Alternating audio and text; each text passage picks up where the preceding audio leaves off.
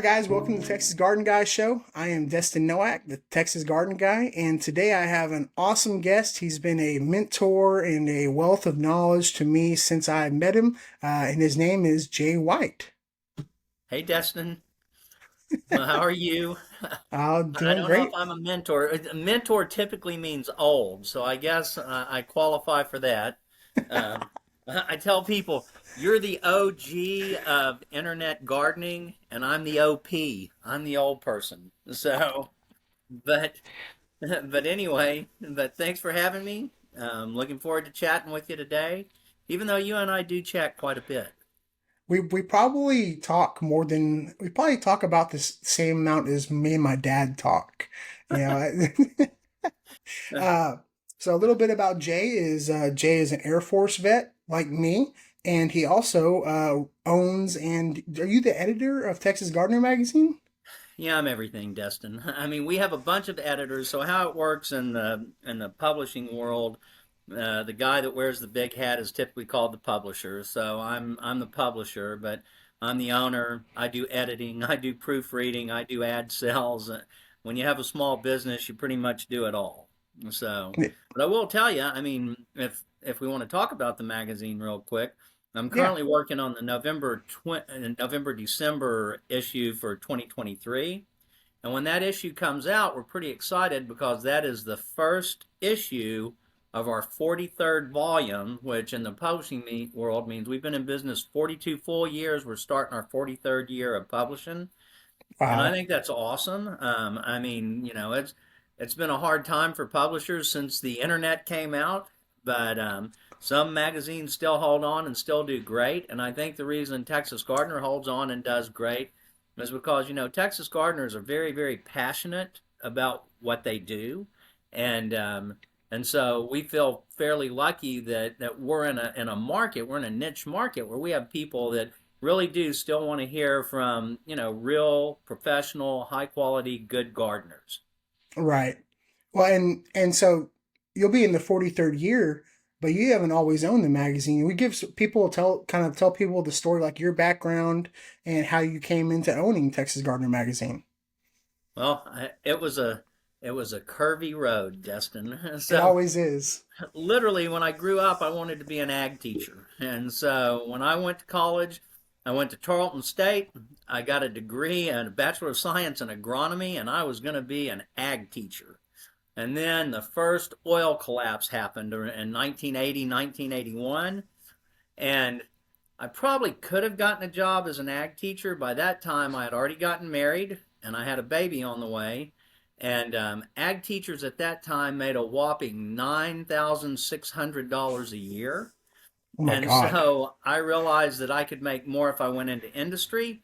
But after the oil collapse, there weren't very many jobs. So, like you mentioned, I went in the Air Force, where I made a whopping $15,000 a year when I started Hey, out.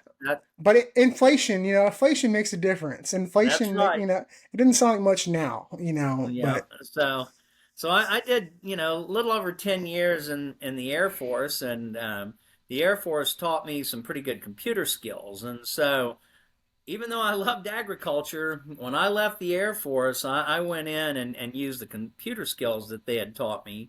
And so for the next 30 years, roughly, I did a bunch of IT consulting, and then I wound up at MD Anderson Cancer Center, where I actually retired 3 years ago.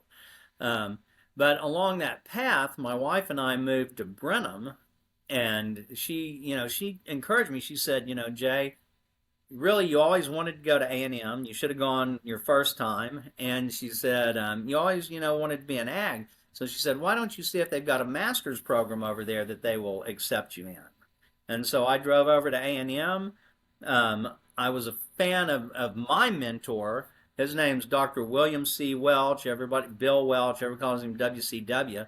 And he's really he was one of the leading landscape architects for the southern states, the southern United States, which I really admired.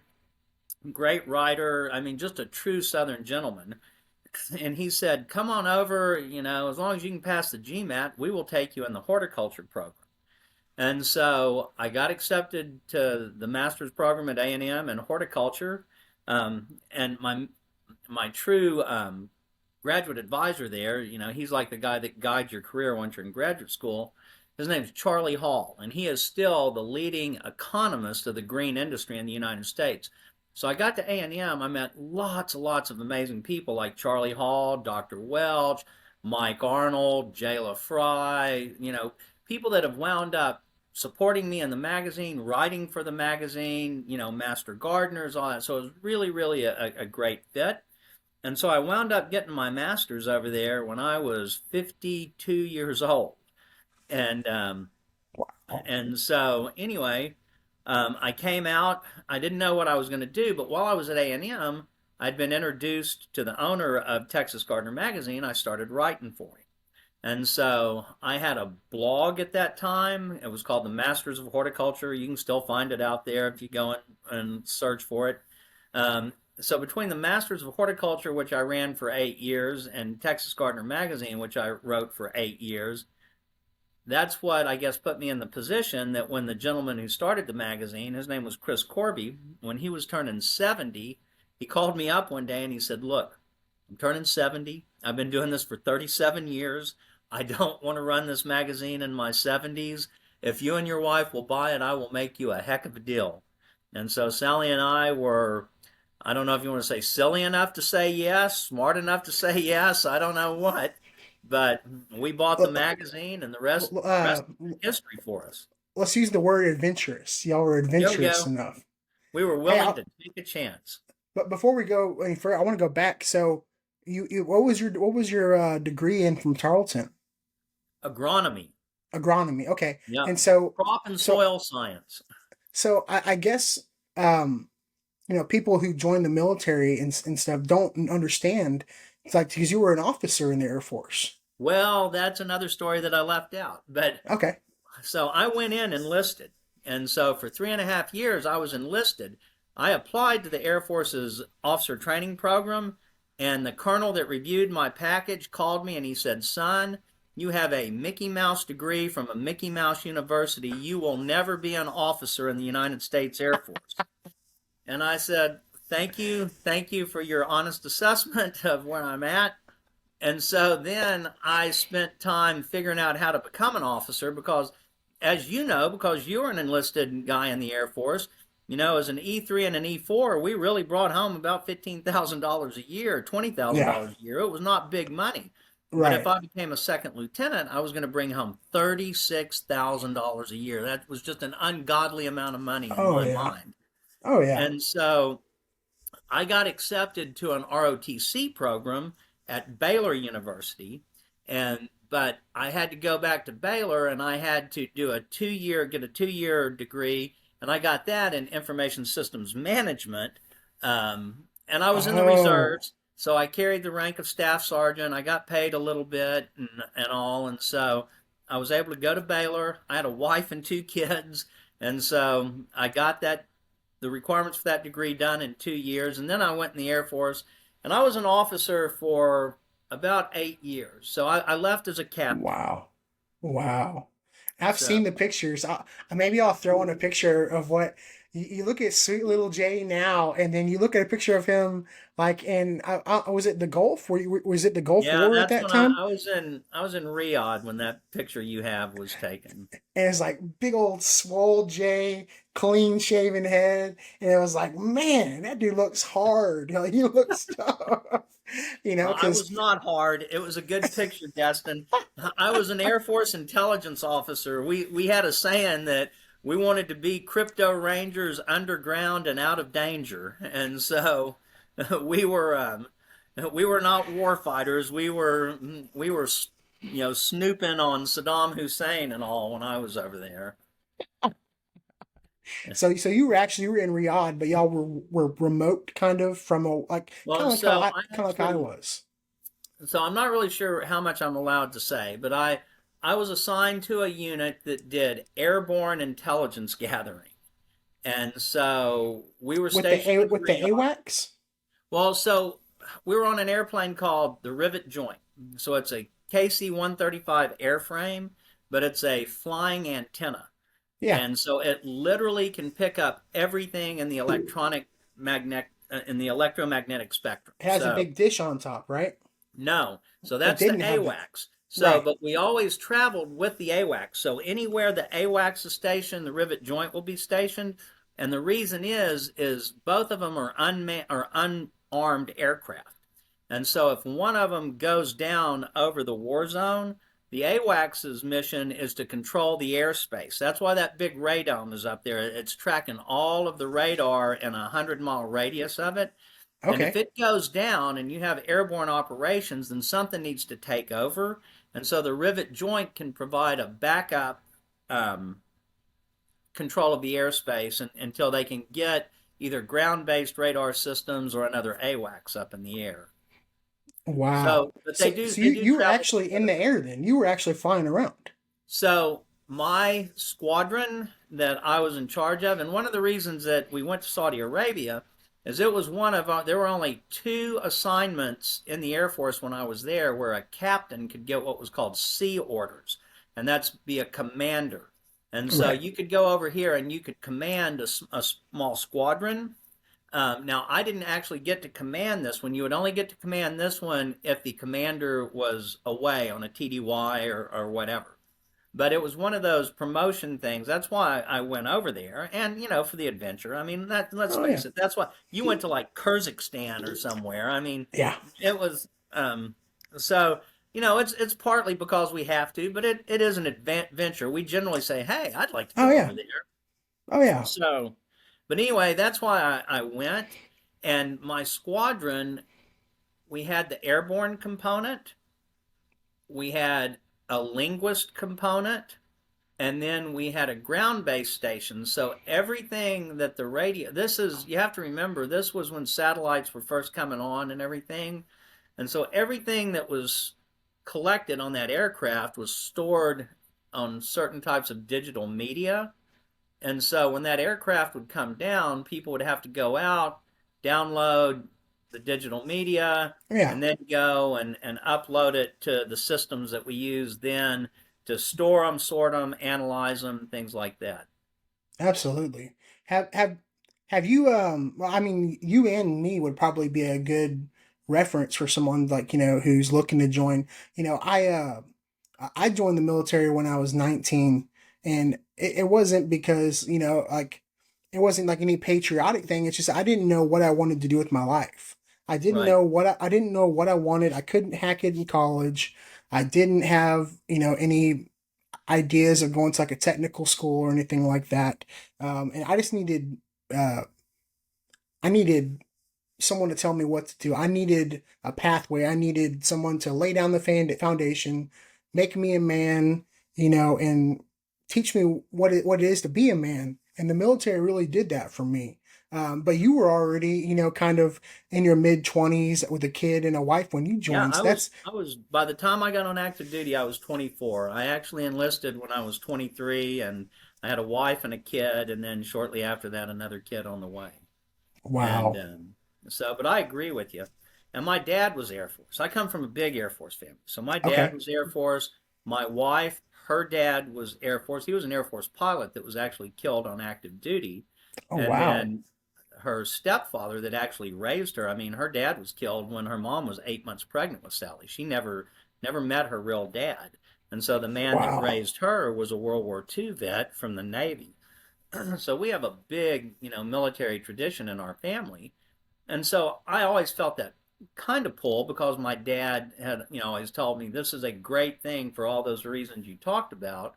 But like you, I had dreams, I was going to go to college, man. I was going to make big money. I was going to come out, the military was not calling my name until I Right. graduated with a Mickey Mouse degree from a Mickey Mouse university when the oil stuff crashed. Right. Well, it's crazy how funny life is because when you're a teenager, you make all these plans and it just has a way of working. I feel like opportunities and your choices kind of come to you when you need them the most, like, you make the right decisions sometimes when they, present themselves to you. And that was mine, it was the Air Force. My dad, I'd been skipping college and my dad drove me to the recruiting center up in Lake Jackson. He goes, all right, here's the bank right here. You're either going to go get your own student loans, or you're going to go over here and you're going to join the Air Force or the Navy. You're not going to the Army, you're not going to the Marines. You can do the Air Force or the Navy. And I was like, okay, well, I don't really like the ocean, so I guess I'm going to join the Air Force. And and so my job in the Air Force was they call it POL, but I was a fuels apprentice, a fuels technician. And every time I would tell people, and this was probably even more that way when you were in, as anytime you told someone you were in the Air Force, they're like, "Oh, what plane do you fly?" Yeah, yeah. It's kind of like being from Texas, Destin. I had a bunch of cousins in Indiana and Kentucky, and every time I went up there, they wanted to know if I rode a horse to school and if we owned an oil well.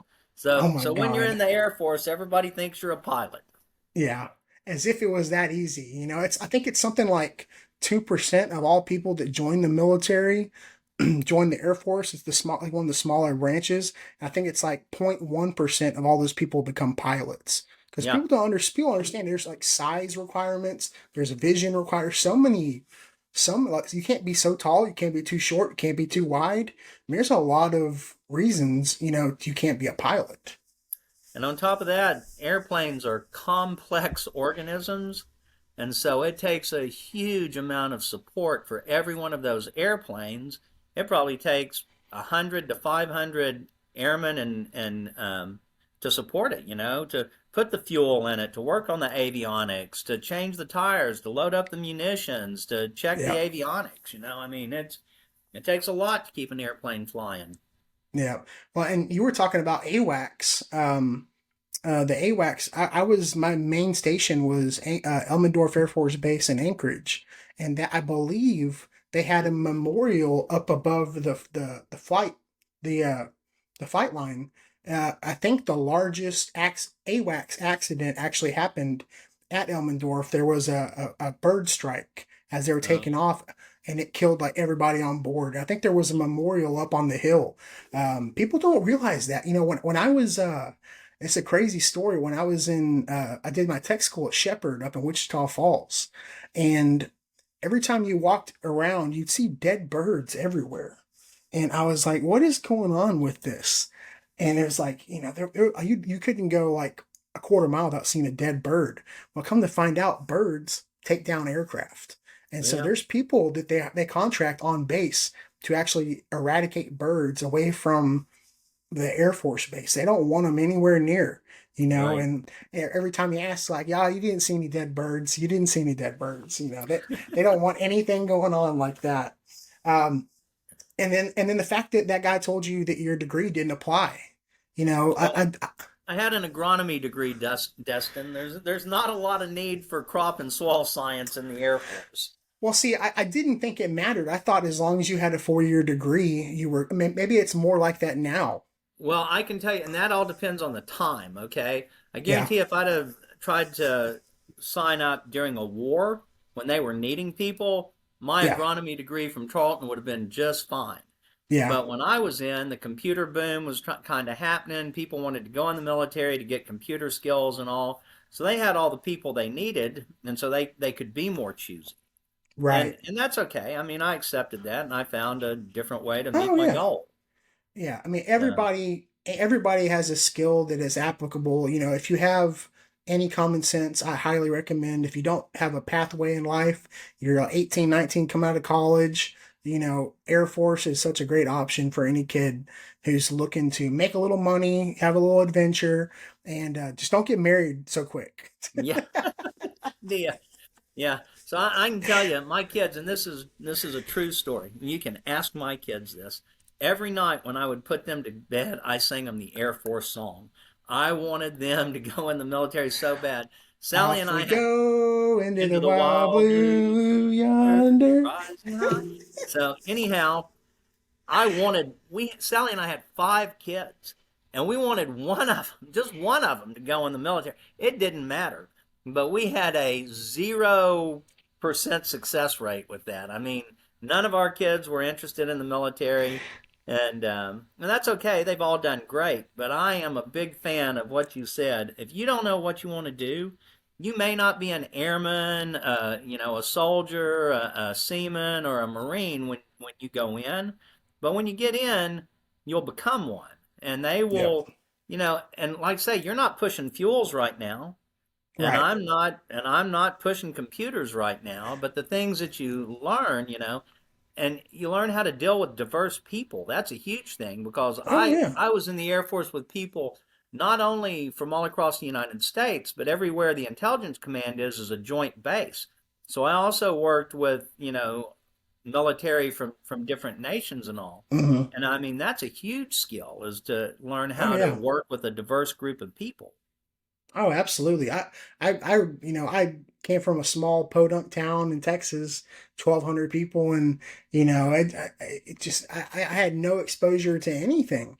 Yeah. The first time I saw snow, first time I got in an airplane was to fly from Houston to Anchorage, Alaska, Oh and wow. then that was the first time I ever saw snow and wasn't a fan. It's the reason why I No, came back.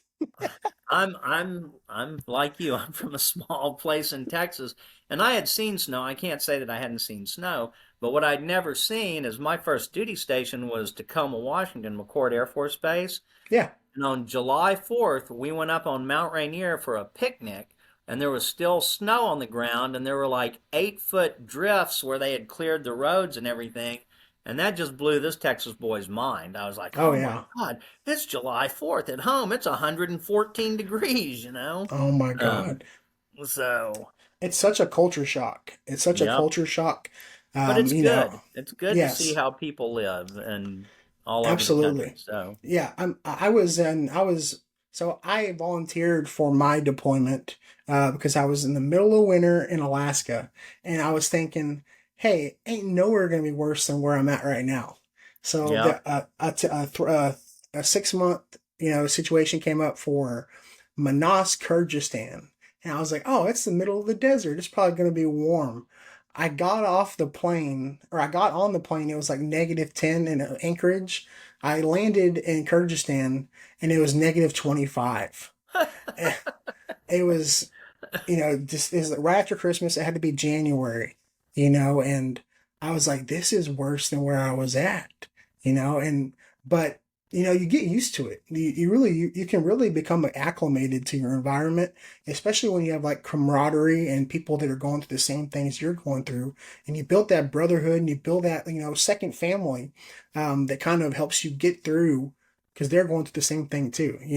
Oh, yeah. Probably even worse because they got wives and kids. I was a single guy at the time, and when you're deployed, it's a lot different for Air Force people because, I don't know what it was like for you, but it was like having a 12-hour job. It was like I Oh, worked for yeah. 12 hours. I don't claim to be like a combat veteran or anything like that. I know what those guys are doing.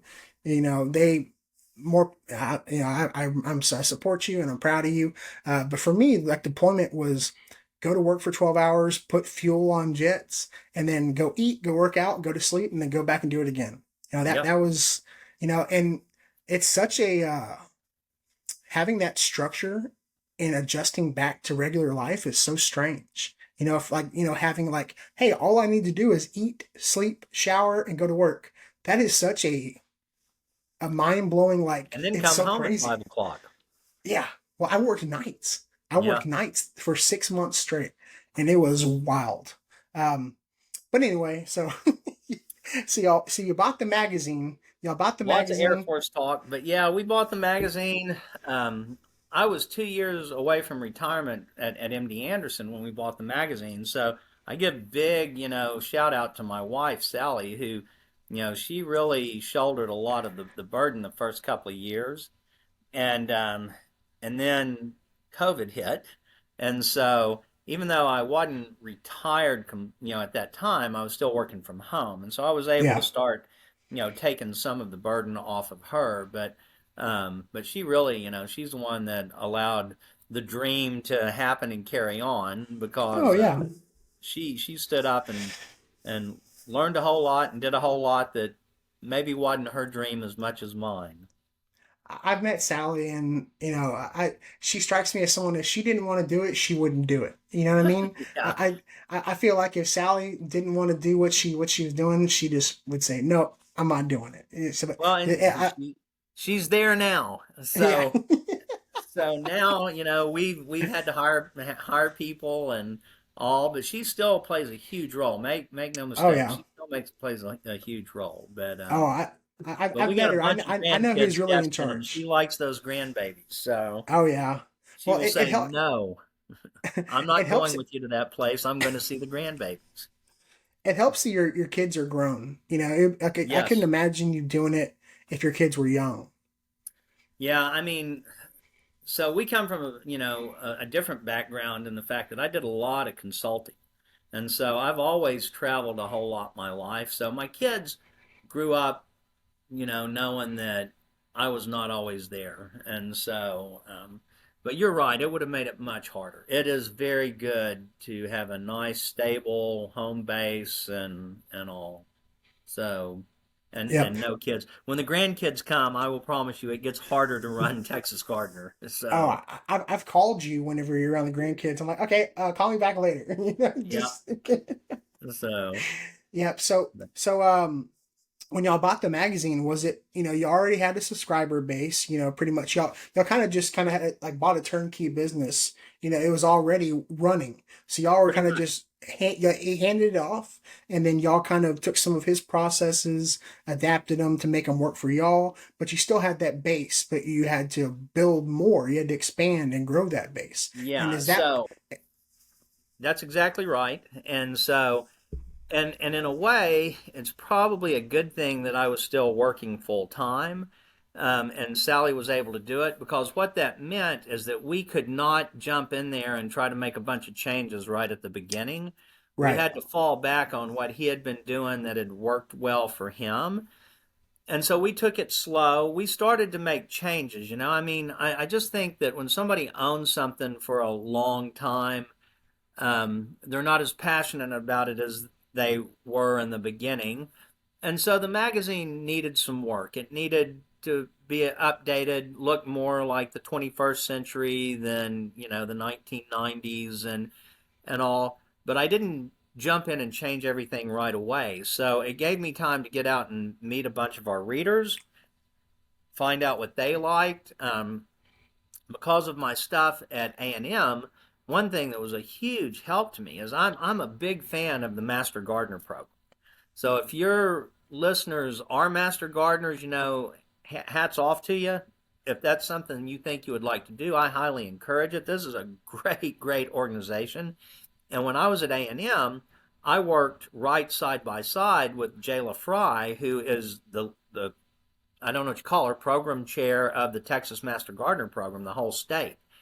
And so one of the first things that we did was we started featuring an article in every issue about some of the great things that master gardeners do across the state, because it's an all volunteer organization and they really do cool things. I mean, they do a lot of educational things with young people, which is great. We want to get people interested in horticulture and the outdoors and nature and all. Want to hook them when they're young. And the And a master lot of gardener, volunteer work as well.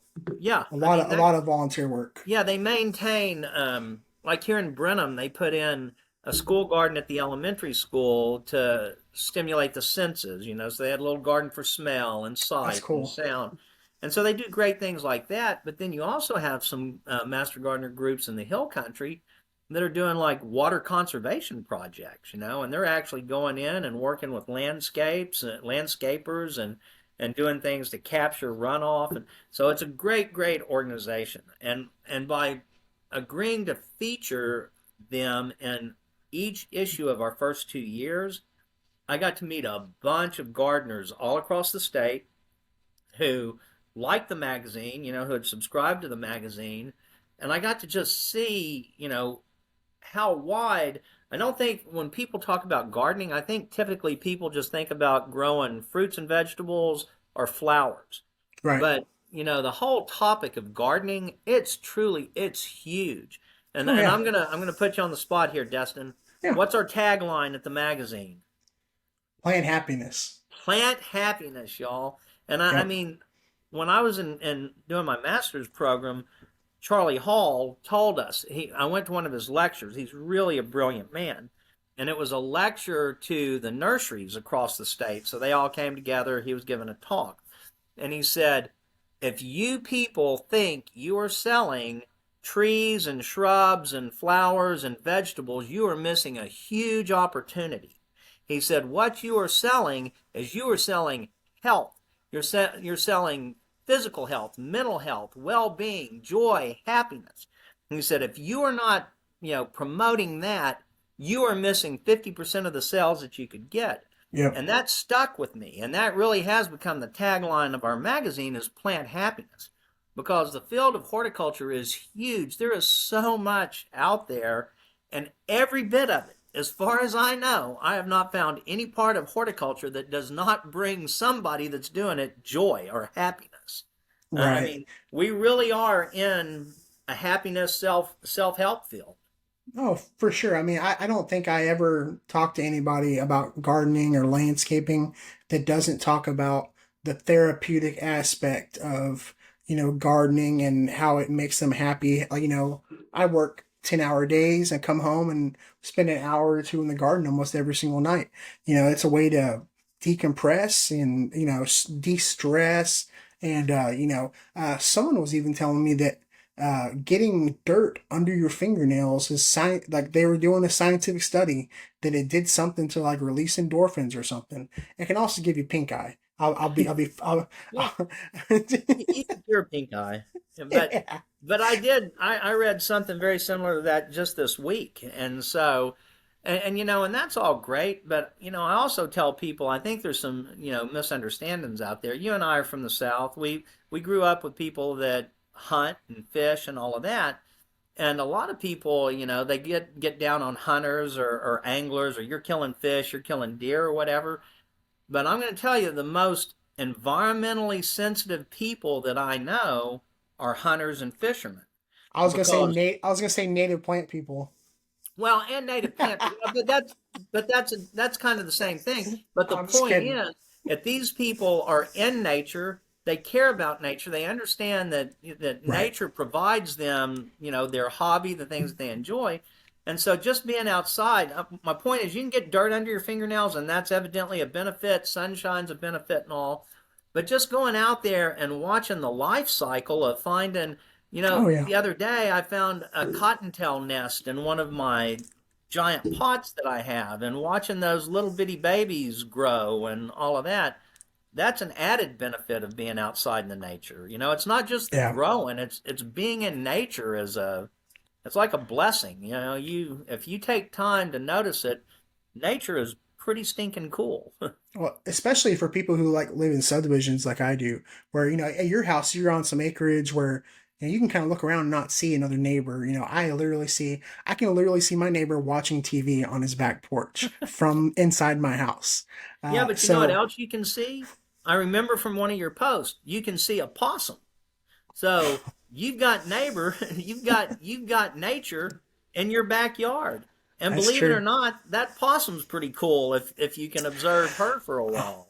I love possums. I love possums. That possum, I think I named her him or her Billy. Um, I'm a big fig tree guy, so I got a ton of figs. And come to find out, possums really like figs, even the rotten ones. They love them. And I don't have a problem with any animal coming and getting some fruit. The problem I had was my dog likes to fight them.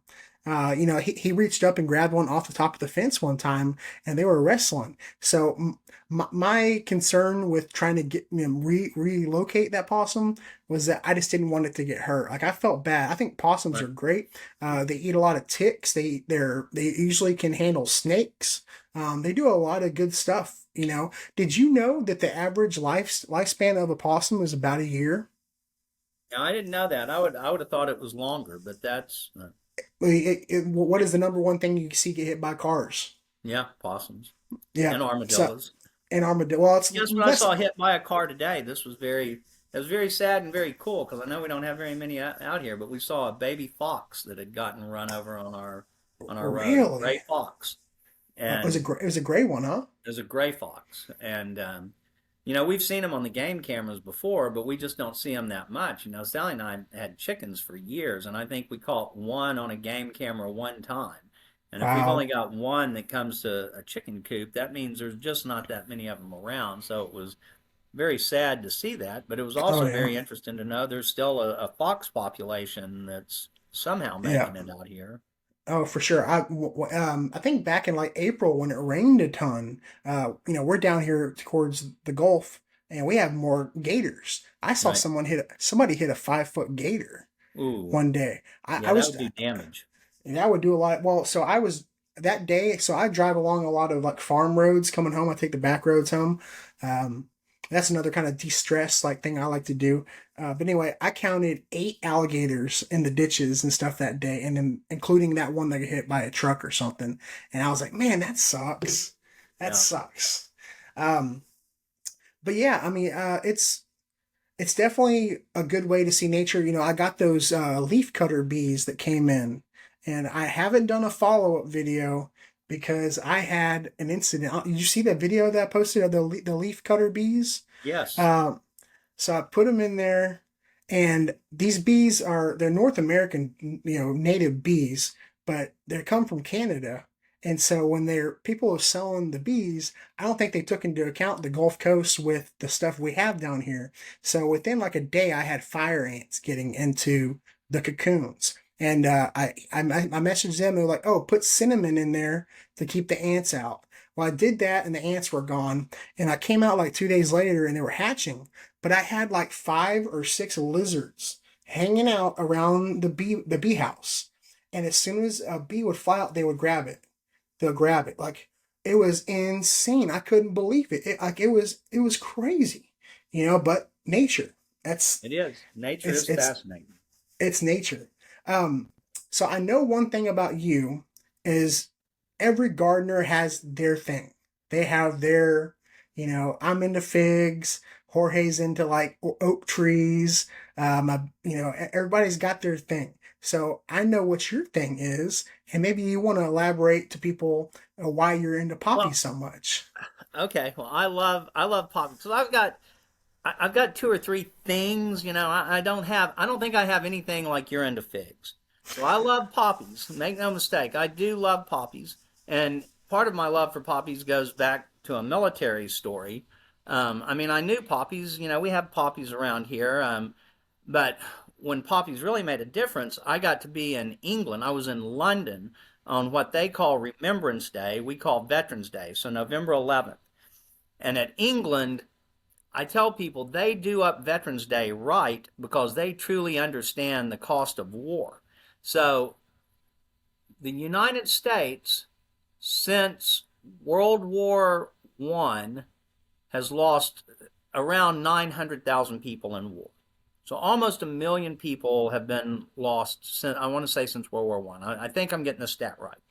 The English lost over more than 1 million people in World War I. Okay? Wow. And so that's why I think the English and the French, they understand, the true cost of war. And so at Westminster Abbey, they have little graves set up all around the grounds of Westminster Abbey, and they have little picket fences around them. And at the head of the grave, they will have a white cross. It's probably, I don't know, let's say it's 24 inches, 30 inches tall, and that wide. And in the middle of it, it will have a unit crest for the units that have fought in defense of the United Kingdom. Well, they had the 8th Air Force, and they would put a poppy on in that grave, and each poppy, I want to say, represented 500 dead for the crown, for support of the crown. So some of these graves, would have like the 3rd Scottish, Dragoneers, blah, blah, blah, blah, blah, and they'd have 3 or 4 poppies in it. The 8th Air Force, which is still the unit in the Air Force that has the highest casualty rate ever, and it was all fought in the Battle of Britain, or defending Britain from Germany. The grave that they had, which was probably 3 foot wide by 18 inches wide, they had to have 3 graves to support Oh all of the wow. war dead. So by far, the unit that suffered the highest casualties, the most number of casualties, even over British units, is the 8th Air Force in support of the Allies in World War II.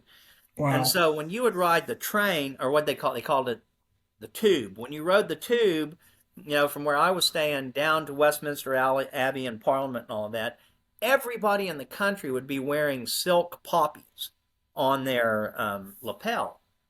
And it was because of a Colonel McRae, who was a Canadian lieutenant colonel. He was a doctor, and he saw the carnage of one of the World War II battles. I think it was the Ypres, and he saw the battle, and then he came back a few months later when it was covered with graves and wild poppies had popped up. So it's a beautiful, beautiful poem called "In Flanders Field." So that got me kind of fired up about poppies. And then when I found out, that we could grow them, I kind of went nuts. And so I grow tons of poppies. Just like you have too many figs, Destin, I have probably too many poppies. And How, so, and well, I have they're poppies. easy to plant, right? They're easy. You just take the seeds Super, before super. winter, right? Yeah, so after the poppy blooms, they don't last very long, a day or two or three, and then the leaves will fall off, and then the little round pod in the center will begin to dry out. And this is one of those nature, cool things.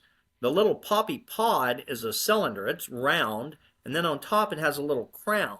And as that pod dries out, holes open up between that spherical pod and that crown on the top, and it literally gets a ring of holes around it.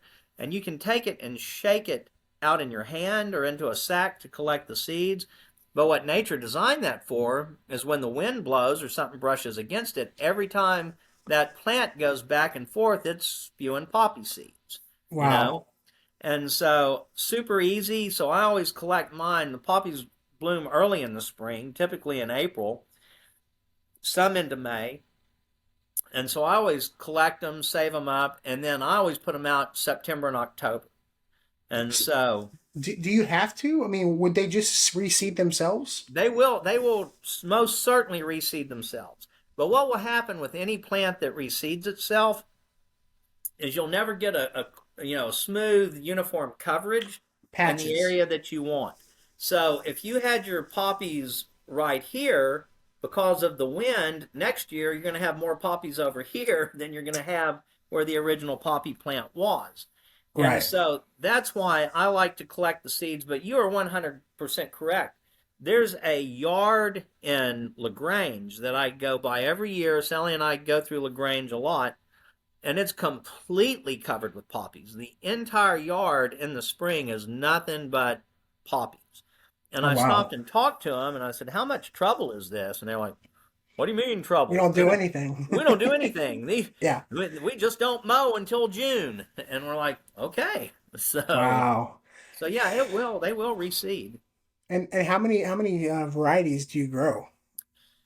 So I know that I have probably five distinct varieties. Okay, most of them are what they call bread seed poppies. And so these are the ones that people typically think of that are on your bagel and things like that. I have a couple of doubles that I really like, and I guess I have three different doubles, and they actually look more like a carnation than they look like a poppy. Okay. Um, and so I have a pink one, an incredible red one, and then I have a maroon one that one of our writers, here's a shameless Texas gardener plug, but one of our writers is Greg Grant. And Greg Grant is one of the most famous plant breeders, plant discoverers. He'll bring things, he'll discover things and bring them to market, like Tacoma Sands or Yellow Bells Esperanza. That's a Greg Grant creation. Oh, And really? so when Greg was at A&M, when he was an undergraduate, he got to take part in the program that created the maroon bluebonnet. And so he's got some early fame and recognition for that. Those Aggies got to have everything maroon. I know, it's a sickness. But but he took the breeding skills that he learned on that, and he developed a lovely deep maroon double poppy, which Okay. which I also have. And so, but I've got red poppies, I've got orange poppies, but typically they're all breadseed poppies. Yeah, because I was wondering if you have them all close together, will they hybridize? Would you start getting hybrids? So there's generally thought of there's like five species of poppy, And so the only ones that will hybridize is if they're in the same species. Okay. So all poppies are genuses. I think I'm going to say this right. Papaver. That my Latin is not what it should be. But then you have bread poppies, you have opium poppies, you have California poppies, you have Icelandic poppies, you have Asiatic poppies. And so they will not cross pollinate if they're not in the same species. Okay. And So so, no, I was so going to just ask. So, interestingly enough, how Greg got that deep maroon poppy, yeah. as all plants, Greg will tell people, he is a plant breeder, but he's also a plant selector. And so he found a lovely red double poppy, probably one very similar to the one that I have, but every plant will have variation. So you can get one poppy that will put out these dark red poppies, but one or two will have some kind of genetic sport in there that'll make it be just a little bit deeper. A And natural so occurring mutation. natural occurring mutation. And so Greg would find these, separate those out, and then continue to cross those until Selective he breeding. developed Yeah. the color that he wanted. And so there's a Yeah. lot of what, plant breeding is not just taking the pollen from this anther and rubbing it on the stigma. It can be like what he did, which was a whole lot of selection. Yeah. Selective breeding is definitely, I mean, that's why we have mini horses, Stuff. Oh, yeah. Yeah. Yeah, it's not just plants. I mean, it works for Yeah. everything. Yeah. So do you have any like opium poppies? Or No, can you legally so grow opium poppies? So technically, I've researched this. It is technically illegal to sell opium poppies in the United States. With Okay. that being, because opium is what do they call it? Like a class one narcotic or Yeah. whatever. And if you grow them, it's not very hard to extract the sap that they Right. use to refine into opium, codeine, morphine, all of that stuff. Heroin. So Yeah. it is technically illegal to grow poppies, possess their seeds, or whatever. What that said, they don't do a very good job enforcing it, because if you go to eBay or Google up seeds for opium poppies, they're all over the internet. Yeah. But I don't, you know, Texas Gardener, people like Texas Gardener because I think we're a positive, Oh yeah. we're a positive magazine. Anybody in the family can read us or whatever, and I just don't have need to grow opium poppies. Oh So no. I was just curious if it was legal even to grow them. yeah, I it's technically I think the answer is no, but people do. yeah. And So I haven't been to your place yet. I need to make the trip up there because I want to go to see the McLaughlins and see the Antique Rose Emporium. oh Uh, yeah. but so you showed me your water cistern setup. You're up in the hill country where it's super dry. You want to talk to people about your water collection system? Well, I will say this: people in the hill country would argue that Brenham's in the hill country. So, I but think it is. we are west of Houston for sure, and it is hilly and all, and we have a different climate than Houston. But regardless of the climate, Sally and I are pretty passionate about water collection. I mean, right now there's a part of Texas where it hadn't rained in 2 years, and this is around San Antonio, Hayes County, or whatever. My son-in-law Lagrange, yeah, and he's in stage 4 watering restrictions. It is literally illegal for him to water outside right now. He will get fined. He's on a municipal water system. And so, I did a post on it. And it was very popular, but a lot of people were like, oh, that's crazy. You should be able to water food and all of that. And I have a well. They couldn't tell me not to water. Well, if you have a well, people can't tell you not to water. But if you're on a right, municipal water system, they yeah, can monitor your water flow and fine you if you use more than they tell you can. And right, so Sally and I we think that with all these people that are moving to Texas, that water is going to become a bigger and bigger issue. I mean, there is 100 and something thousand people that move to Texas every month. Unbelievable. It's unbelievable. And there's only been one new reservoir built in the last 30 years in Texas. So anyway, we really want to encourage people do water collection. It is so easy. All you got to do is set up something that holds water, route a gutter into it, and then you've got your own water supply, which is Yeah, actually better for your plants because it's not absolutely. chlorinated, it doesn't have anything in it, and try to use that. And so we currently have three we have 2,000 gallon cisterns and a 500 gallon cistern that we got from Texas Metal Tanks, and they're stainless steel, so they'll never rust. They'll last much longer than the galvanized. And we've got another 1,000 gallon coming, because as you know, I mean, this is just a brutal year, and so um, that water probably will not get us, through a summer. In fact, I know for a fact it won't get us through a summer, but it will make it to where we have to use at least 3,500 gallons less, and if we get a little rain, maybe 7,000 gallons less at our house. And y'all are on a well, right? No, no, no. Where we're at, we're actually on. I wouldn't call it city water. We're out in the country, and so there's a water system. And It's a it's mud funny, district. yeah, but it's actually owned by a company out of Dripping Springs, which is hardcore in the hill country outside of Austin. Yeah, yeah. So, No, it's definitely a cool option, even if you're just going to use that water for watering your yard or the grass. I've seen people where they retrofit their swimming pools. hmm They'll take their swimming pools, drain them out, and they'll run a collection from their gutter and then repurpose that pump to route to their sprinklers and stuff. I've seen that. Yeah, and depending on, probably one of the reasons I'm water conscious is I was friends with an old man who's now passed, and he's really the guy that got me interested in gardening or whatever. And I didn't know it. This was, back in the 80s. He was a homesteader, but nobody knew what a homesteader was back then.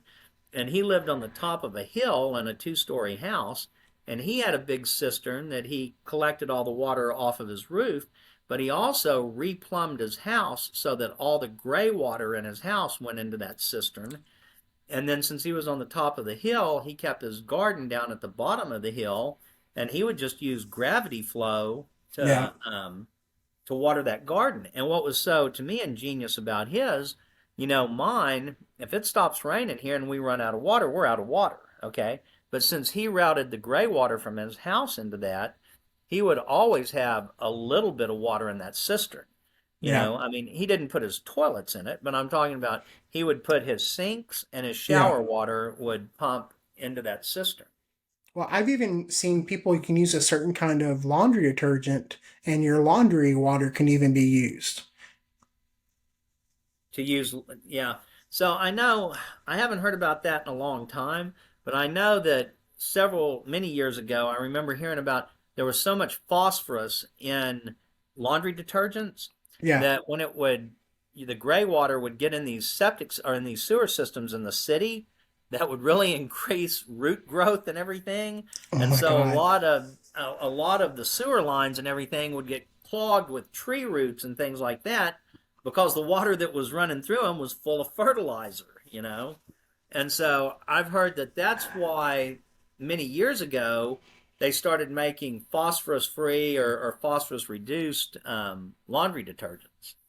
Yeah, you can get like clean, like, what is it called? Like, nature friendly laundry detergent. I've even seen videos where people make their own, Right. and it's kind of cool. But yeah, I've seen where they've actually ran it out to a cistern, and the gray water from it's just a different kind of detergent.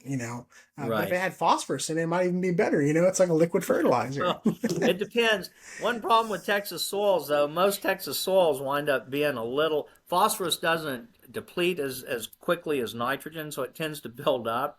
So even though it is something plants need, we generally have plenty in our soil. And Right. so, Well, but and that's something funny that I forget who we were talking to about fertilizer. Um, you know, a lot of people when they go get fertilizer don't realize that they see, oh, this is for crepe myrtles or this is for roses or whatever. Um, that their soil might already have, like a lot of people don't do soil samples. A lot of people don't know what's actually in the soil. So they may be giving their plant more than it actually needs, because it's already high in something in the soil. Like I've never done a soil sample. I've never done it. I mean, do you do those every once in a while? So I tell people yes, and so I tell people if you want to get a soil sample, you can definitely do it. You can go to A&M, Google up Texas A&M soil sample lab. You'll order a kit. They'll send you a little form to fill out, a paper bag, tell you how to take the sample. You send it in. It's $12. If you'll send me $6 right now, I will tell you what that soil sample's result is probably going to tell you. And so I heard that Sally laughing in the background. yeah, so that's like every AgriLife extension guy. They push soil tests and all, but you should get your soil test. You should get your soil tested regularly because, like you say, if people realize that plants do need the different minerals and elements that are in fertilizer, but what they don't realize is that they overdo it. That sometimes having a toxicity of something is worse than having a deficiency. And Right, so if you have a deficiency, you can always quickly bring that up by adding some fertilizer. But if you have a toxicity, sometimes it can literally take years for the microbes in the soil to break it down, the water running through it to move it out or whatever. And right. so if you And continually put out too much fertilizer, you will eventually develop some kind of a toxicity. right, and So, that and there definitely is there's definitely a difference between like someone like me who's mostly in containers and raised right, beds and someone who's using fertilizer in ground too, because it's right. not drain. It's I always tell people that I fertilize more often because I'm in containers and because I'm in the raised beds because that stuff is getting flushing out a little faster because it's the gravity is wanting to take it down. But obviously in the ground you probably don't have to fertilize half as much as I do. So here's the rule. Here's kind of some cool rules that I like people to think of when they do fertilizer. So there's a saying in what we call the green industry about fertilizer grows green stuff, water grows white stuff. Okay? So primarily what you're doing when you're going to grow in Texas, most Texas soils are going to be deficient in nitrogen. And the reason they're going to be deficient in nitrogen is because we have high heat. And so high heat will make nitrogen leach into the air. And then when we water or when we get the big rain events in the spring and in the fall, um, that will leach either it'll wash the nitrogen down through the soil or it'll wash it out to your gutters and down the road. And so the biggest thing that people, talk to me about fertilizing are their lawns. And so if you're going to fertilize your lawn is all green stuff. Your lawn is not going to seed, it is not going to fruit. Your lawn is nothing but white stuff, which is roots, and then green stuff, which is leaves. That's all a lawn is. And because of that, if you want to keep a healthy lawn, then you want to use any fertilizer product. We call them turf type fertilizer products. So you can buy things that are called 1300. Okay, that's ammonium nitrate, I believe, or sulfate. But anyway, that's a pure nitrogen, and that is going to quickly green that grass up. Okay, as long as you put it out, water it in, and all of that. But it's Not this also time of going to. year. I'm Not this sorry. time of year. Not Oh this yeah. time of year. No, No, no, not not not this this time. time of year. No. Yeah, so this is really a lot of people, especially in neighborhoods where they have HOAs and they want to compete for the prettiest lawn, they tend to overwater and over fertilize. So my lawns, when I do fertilize, I don't even fertilize every year. But if I do fertilize every year, it'll be definitely in the spring. And then in end of September, I might give it another little hit of fertilizer just to let it kind of grow and bulk up going into the winter. But you really need to be careful in the fall when you start putting out a lot of this nitrogen. If you put out high nitrogen by itself and you push, because the nitrogen's not just going to push the grass into growth, it's going The to push the weeds. shrubs that are around the grass, it's going to push the weeds, it's going to push your trees. And so if you get a lot of nitrogen and the trees go and put on a lot of new growth, new leaves and everything, and then we get an early freeze like we sometimes do in late December, early January, it can actually damage, it can cause Yep. bad damage to your trees. Yeah. And so you need to be careful with your fall fertilizations. Do it early. Do it, middle of September, end of September. And the other thing I tell people when you're watering or fertilizing your grass, go and ask for a product that's in slow release form, where at least Yeah. half of it's in slow release form. And a lot of organics, people, I don't know if people really understand the science of organics, but almost all organics are in a slow release form. So they're going to slowly break down as the microbes and the insects and all of that in the soil break them down and digest them and feed the soil microbes. So most organic products are a slow release, okay? So But if you want a commercial type fertilizer, then you can go and ask them, and they will have it in all kinds of different forms where it will actually give a nice big green up. So like Color Star, you and yeah. I both represent Nelson Fertilizer, and they have a product called Color Star, and it has a product called Nitroline, which is semi-organic, but it's a fast, quick greening. But then they're also going to have some dry and some pelleted nitrogen products in there. And when you put that in your flower bed, you're going to get a quick green. And then the other pellets that are in there are going to slowly break down, slowly release the other, macronutrients, micronutrients, and nitrogen that it needs. And that's why that's a nice product to have a nice, get an early hit and then get a slow release too to continually feed. Because here, I really, really love Nelson Fertilizers. They're going to love this podcast, Destin. But here's why I love Color Star. Osmocote advertises with my magazine too, and Osmocote's a great slow release fertilizer for pots and beds and things like that. But Osmocote has a time and a moisture sensitivity of when those pellets open. So Osmocote fertilizer will not open and release its fertilizer until its moisture content is met and the temperature is above 70 degrees. Nitroline in the Color Star, it is instantly available. So when Okay. we want to plant, our pansies and our violas and our ornamental cabbage and kale and everything in the spring, when we want to get that out in late February, start putting it in our pots and all that, well, we can go to something like a Color Star and it's going to instantly start feeding. Right. Whereas Osmocote's a fine product and it's a fine slow release product, but it's not going to start releasing its goodies until it gets 70 degrees. Well, and this would probably be a good question for me to ask you because I love Microlife and I love Nelson's. I Right, love them both. Um, right, Microlife on their bag, it says slow release, right. but the pellets, like, so if I were to take, it's probably just a terminology thing. So if I were to take a cup of water and put Hmm.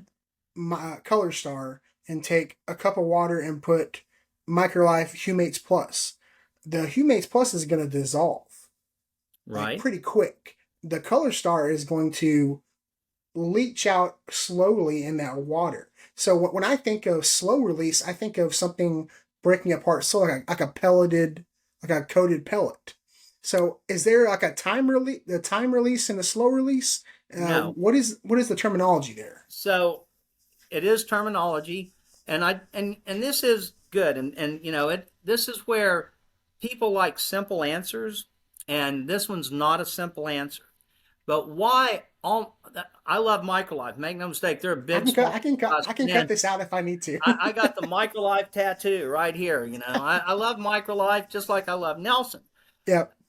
So all organics, when people think of a fertilizer, so when you're talking about, you put that Nelson's in there and you look in there and you can see all of these colors and everything, and in your mind you say, well, some of that's going to be calcium, some of that's going to be manganese, some of it's going to be nitrogen, some of it's going to be phosphorus and all, and that's what your mind says. And in a way, that is true on a commercial fertilizer. That is very much true. Organics don't work the same way. So when you put a commercial fertilizer out, when you go and feed your coastal, okay, it doesn't matter if you're feeding petunias or coastal or whatever, and you're using anhydrous ammonia or any of these other commercial products that we spread over coastal or our vegetable or our flower beds or whatever, they are man-made formulations that are designed to activate when they get wet. So you get them in. That's why you always want either a rain or um, irrigation after you put out a dry commercial fertilizer. That's Right. just the way it works. Organics, when you put an organic out, so organics will, if you put them in a cup of water, like you said, and you went and pulled the water out after you got it to dissolve, your fertilizer formulations are going to be very small. So your NPK might be something like 1.5 0.5-3 or something like that. So going to be very small amounts of fertilizer in the water that comes when you dissolve an organic. Where organics pick everything up, where their benefit multiplies, is when they get in the soil. Since they are made out of natural organic materials, they begin to break down and put organic matter into the soil. Well, all of the microbes that are in the soil then feed on that organic matter. And as they feed, they reproduce. And as they reproduce, they urinate, they defecate, they die, and their bodies break down and release all of the amino acids, the proteins, all of the things that are inside their body, inside their urine, their feces. And all of those things come out in a chemical formulation that is 100% pure and ready for the plants to absorb as it is. And so when you say that you put out an organic fertilizer and somebody says it's very hard to overdo organics, that's why. Because when you put it out, if it comes and rains, even if you put out too much, Microlife Ultimate or whatever, it's still not going to burn your plants because Right. it's not going to release that high concentration of nitrogen, which is what burns. Right. And then you almost cannot overdo organic matter in your soil. Right. So, like when they talk about if you want to improve your lawn right now, so there's a problem right now with what are called hot spots. So if you've got a sprinkler system and there's parts of the sprinkler system that aren't covering the whole yard Reaching. evenly, you'll get brown spots. So Yeah. I went and visited with my friend Beverly Welch at Arborgate, and her suggestion for that is to go and use a pitchfork or some kind of aerator in those hot spots, open it up. She sells her own products, and they're great products. If you're in, that Tomball area of Houston, go see Beverly. She got great products. But you're going to put some kind of organic material into those holes that you open up with your pitchfork or your little aerator thing that you let me borrow Yeah. that I'll never borrow again. And so then you go back, you get that organic material in there, and then you go in and water. And she recommends watering with a soil activator, which is just an organic product that's going to have some living organics in it and everything. And what that's going to do is once you get that organic material into your soil, if it's a clay soil, it's going to allow that water that's in that clay soil to become more readily available to the plant roots. And if you have a sandy soil, it's going to build that and allow it to retain water. And so Oh. that's why that's the difference between organic fertilizers and commercial fertilizers. Commercial Right. fertilizers give everything they've got pretty much at application unless they're in some kind of slow release form.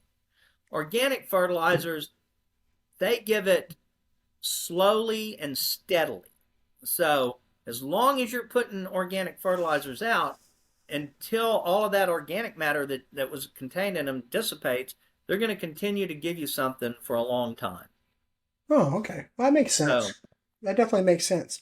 Well, Jay, we are over an hour and 9 minutes into this. I told you I would only take an hour from you. I know you're a busy man. I guess I know you're going to be at the meetup on September 30th over here at Jorge's. People can oh come and yeah. meet you. You'll definitely have a table set up with some freebies, give away some magazine samples. Tell people about the prices and if you got any deals going on right now. You also So have the online version as well, which I yeah. really So like the online. I do too. And the online, if you get the online, you get almost 10 years of history. So that's the good thing about the online. We have a sale going on right now on the website, texasgardener.com. You can just go to the products. You can find the digitals sale. I think it's $14.95 right now.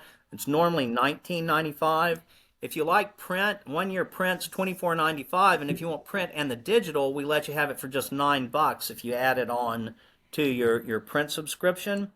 And it's So every other month. It's every other month. every other month, yeah. So the January February issue is always the tomato issue. That is our best selling issue of the year. This year we printed 16,000 copies of them, and we sold like 16,050. So we had to go to the store and literally print copies on a copy machine because we sold out of the tomato issue. And it has a planting guide, spring planting guide. And then the July August issue is the water issue, which talks about water conservation, and it has a fall planting guide in it. So I've actually got an example people can see right here. My wife had this made for my birthday. This that is is true. the issue that There's I was in. I wasn't on the cover, which I was a little upset about, but no, I'm just kidding. we very seldom put people on the cover unless they're related to me, Destin. Maybe one day. Well, I'm already married, Jay. Come on, you know. Yeah, I'm talking. My grandbabies have made the cover, but that's been it. Well, maybe I'll maybe me and Jorge will figure something out, or we can do something where me and Jorge can be on the cover. There we go. Um, And yeah, so you forgot. I think October 7th, you and I are both going to be at Wabash too. that's true. I've gotten to a point where it's hard for me to keep up with all of the dates. And so October 7th, we're also going to be at Wabash Feed. Uh, Yep. Text me So, about that later because I totally forgot about that. so well, anyway, But they'll yeah, have two great opportunities to see you and I together. They can come to Jorge's at the meetup, or they can come yes. see us at Wabash. Well, and I think we're even going to try to do a live episode of the Grow Bros podcast and have you on with Brandon and Jorge and bring you on the You mean Grow Bros Brian? pod. He's going to get a clip of that right there. But yeah, Jay will be there on September 30th with us. And it's going to be a really good time. Are you going to be at the Montgomery County, the Fall Outdoor Living Festival? No, no. I had to think for a minute, but I'm not. Okay, yeah, But I I'll know be that our editor Skip Richter is going to be there with you. Is my that good correct? old buddies. So he's there on Saturday, and I'm there on Sunday. We actually, I don't. Is he going to be doing the show live from the convention? I'm not typically when he does those, he typically does Garden Line. Like say, here's another shameless plug for the magazine. Skip Richter, host of Garden Line on KTRH in Houston. Good friend, Skip. He has been the editor of our magazine for 25 years. And so we're very excited for Skip's success and to have him on Garden Line. But typically when he does those events, he does his show from 6 to 10. And then at 10:01, he hops in his car and then, tears Okay. out to wherever he's got a presentation. Yeah, I wasn't sure if they had the ability to actually shoot it remotely. I didn't know if they had the ability to do that or not. I was They curious. do, but Skip, and there's always a quality issue when, Yeah, when you're not in a professional studio. And so Skip correct. really does prefer to be in the studio when he records Garden Line. No, and I'm gonna try my best to get Skip on the Texas Garden Guy show as well. Oh, yeah. You were actually on Garden Line what 2 weeks ago? Yeah, a couple of weeks, 3 weeks. I'm like you, Destin. It all runs together after a while. But Dude, it I was this cannot keep summer, track. and it was super fun. Yeah, no, So it's always a good time with Skip. Always a great time with Jay. I always tell I always tell people they're like, "What is Skip like?" And I was like, "Well, have you met Jay?" And they're like, "Yeah." And I was like, "They're like two peas in a pod, but one's a little crazier than the other." I don't know. Skip can loosen up too. Oh So yeah, I've seen it. I've seen it. yeah. Well, So I appreciate you coming on, Jay, and giving me your time. And I'm gonna stop recording. Don't hang up. all Don't right. hang up. Thanks, Destin.